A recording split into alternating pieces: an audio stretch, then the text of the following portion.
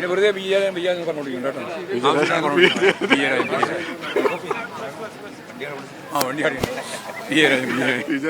രവതാ ചന്ദ്രശേഖരന് 2 ദിവസം മുമ്പാണ് അദ്ദേഹം IPS ട്രെയിനിങ് കഴിഞ്ഞ് തലശ്ശേരി ജോയിൻ ചെയ്തത്. 2ാമത്തെ ദിവസമാണ് ഈ സംഭവം നടക്കുന്നത്. അതുകൊണ്ട് അദ്ദേഹത്തിന് ഇതിൻ്റെ അകത്ത് കാര്യമായ പരിചയമോ പ്രദേശത്തെ പറ്റിയുള്ള അറിവോ ഒന്നും ഇല്ലാതെ അദ്ദേഹം ഈ സംഭവം നടക്കുന്നതിന് 2 മണിക്കൂർ മുമ്പ് തന്നെ അവിടെ ഉണ്ടായിരുന്നതാണ്. അവിടെ MP ജയരാജൻ ഉൾപ്പെടെയുള്ള ഇന്നത്തെ യുവജന നേതാക്കന്മാരോട് സംസാരിച്ച് ഒരു ഭാഗത്തേക്ക് മാറി നിൽക്കണം എന്ന് പറയുകയും അവരെല്ലാം മാറി നിൽക്കുകയും ചെയ്തതാണ്. അപ്പോഴാണ് മന്ത്രി ഉൾപ്പെടെയുള്ള ഈ വ്യൂഹം ഈ പറയുന്ന ഞാൻ നേരത്തെ ചൂണ്ടിക്കാണിച്ചിട്ടുള്ള 2 ആളുകൾ ചേർന്ന്, 2 ആളെന്ന് പറയുമ്പോൾ ഒന്ന് ഹക്കീം ബത്തേരി തന്നെയാണ് അതിന് മുൻകൈ എടുത്ത് എല്ലാ അർത്ഥത്തിലും ലാത്തി ചാർജും വെടിവെപ്പ് ഉൾപ്പെടെ നടത്തുന്നതിന് നേതൃത്വം കൊടുത്തത് എന്നാണ് കോടതിയിൽ തന്നെ കൃത്യമായിട്ട് പറഞ്ഞിട്ടുള്ളത്.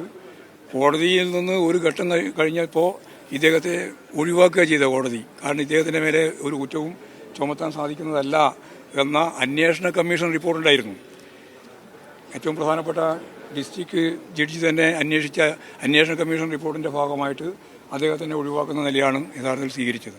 അതുകൊണ്ട് പ്രതിയാക്കപ്പെട്ടു എന്നുള്ളതുകൊണ്ട് അതിൻ്റെ തുടർച്ചയായുള്ള ഈ കാര്യങ്ങളൊന്നും മനസ്സിലാക്കാതെ ആരോപണപരമായിട്ട് മാത്രം ഉന്നയിക്കുന്നതിൽ പ്രശ്നമില്ല.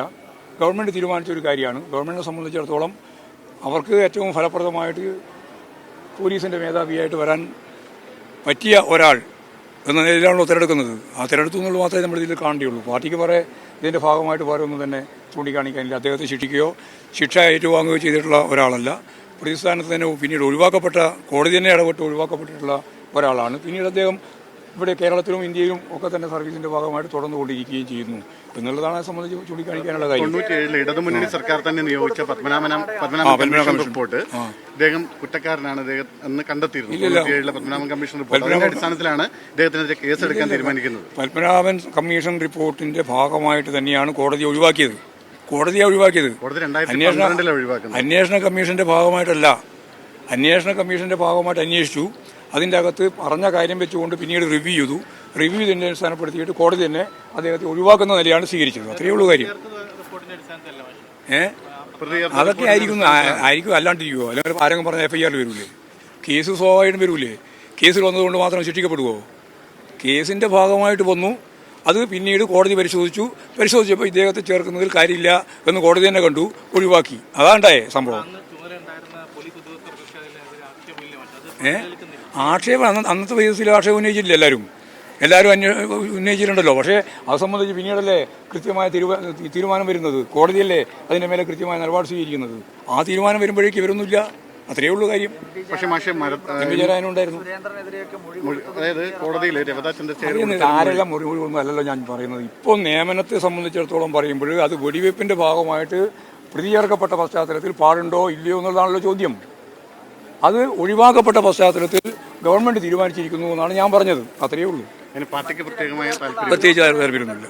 ഞങ്ങൾക്ക് പ്രത്യേക താല്പര്യമോ പ്രത്യേകമായ എന്തെങ്കിലും ഒരു കാര്യമോ പറയേണ്ടിയില്ല. ഗവൺമെന്റ് തീരുമാനിച്ചിരിക്കുന്നു. അല്ല, പ്രവർത്തകരുടെ സ്വാഭാവികമായും പ്രശ്നം ഉണ്ടാക്കാൻ വേണ്ടിയിട്ടാണല്ലോ നിങ്ങൾ ഇടപെട്ടുകൊണ്ടിരിക്കുന്നത്. ഞങ്ങളെ സംബന്ധിച്ചിടത്തോളം ഇതിനകത്ത് ഗവൺമെന്റ് തീരുമാനമാണ്. ആ ഗവൺമെന്റ് തീരുമാനം അംഗീകരിക്കുന്നു എന്ന് മാത്രമേ ഞങ്ങൾക്ക് പറയാനുള്ളൂ. ഒരാളും ഒരു എതിർപ്പും പ്രകടിപ്പിച്ചിട്ടില്ല. പി ജയരാജന് എതിർപ്പ് പറയുന്നത് വെറുതെ പറയുന്നത്. വെറുതെ നിങ്ങൾ പറഞ്ഞുകൊണ്ടിരിക്കുകയാണ്. അതേ സർക്കാരാണ് നമ്മൾ അതെല്ലാം വിശദീകരിക്കണം. ശരിയല്ലേ? അത് പറഞ്ഞാൽ അത് വിമർശന. പിന്നെ പാർട്ടി അതിനൊപ്പം തന്നെയാണ് നിൽക്കുന്നത്. അതിൽ ഒരു സംശയമില്ല. കൃത്യമായ തീരുമാനമാണ്. ഗവൺമെന്റ് തീരുമാനത്തിൻ്റെ ഒപ്പം നിൽക്കുക എല്ലാവരും നോക്കാം. പാർട്ടിക്ക് പറയുന്ന തീരുമാനമുള്ളത് അല്ലെങ്കിൽ തീരുമാനം ആ രീതിയിൽ എടുക്കുന്ന എന്തെങ്കിലും വ്യതിരിക്തത വേണം. ഒരു വ്യതിരിക്തതയില്ല കേട്ടോ. ശരി.